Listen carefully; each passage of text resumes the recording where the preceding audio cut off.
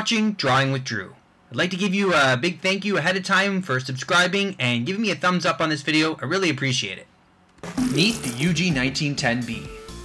If you're looking for a drawing tablet with high build quality, sleek design, and crisp LCD screen, look no further. Hi YouTube, my name's Drew, and today I'm going to be reviewing one of the most affordable drawing monitors on the market, the Ugee 1910B. Since my beard is in hibernation during the month of Movember, I've decided to share another one of my obsessions with you. Since I was a kid, I've always loved to doodle, and now that I'm older, I can afford cool drawing gadgets like the Ugee 1910B.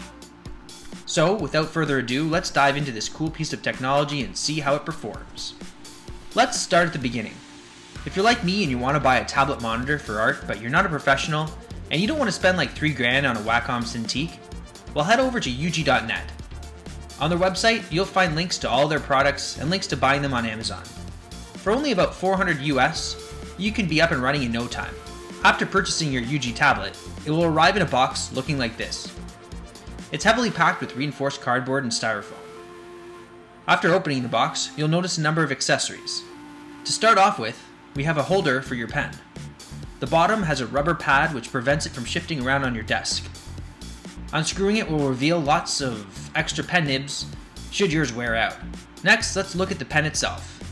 It has a nice weight to it with two buttons that are programmable. It doesn't feel cheap in my opinion and charges via USB with a proprietary charging cord. Oh, and if that's not enough for you, Ugee sends you with another pen. In case something were to happen to this one, I guess. Now let's look at the power brick. Nothing out of the ordinary here, just plug it into any AC wall outlet and you're good to go.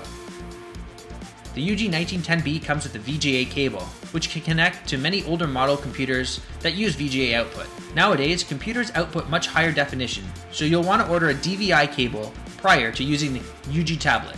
If you're like me and you use a Mac, you'll also need to buy a cheap adapter to hook it up to your Thunderbolt port. But more on that later. There's also a blue USB cord that plugs into both your computer and the tablet. In the package, you'll also find a CD with drivers and an instruction manual. However, it's recommended that you just go to the Ugee site to access the most updated drivers. The tablet is easy to set in place. Just pull a tab on the back and set it to the angle that you like. It feels strong and sturdy, so there isn't a danger of damaging the unit by pressing on it.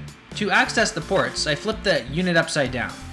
This is where you'll find the power bar plug, the USB port, and the VGA port. If you've noticed, there's a port for the DVI cord right next to the VGA port, and I'll be using that later on.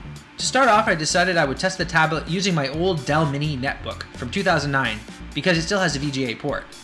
As mentioned before though, the VGA is not high definition, so you'll notice that it's not full screen on the tablet.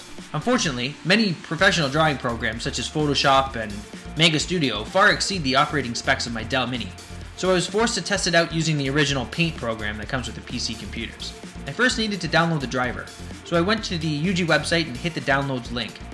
It was really easy to install and set up. It worked fine in Paint, but didn't have high definition or pen pressure sensitivity, so I would highly recommend purchasing that DVI cable I was talking about earlier. After doodling for a few minutes, I decided to hook up my quad-core i7 MacBook Pro from 2011. I used the DVI cable and my special adapter. The cord costs about 20 bucks online, and the adapter can be purchased off eBay for about 5 bucks. I uninstalled my Wacom Drivers from my previous tablet and proceeded to download the driver for my Mac from the Ugee website. Again, it was super simple and worked the first time.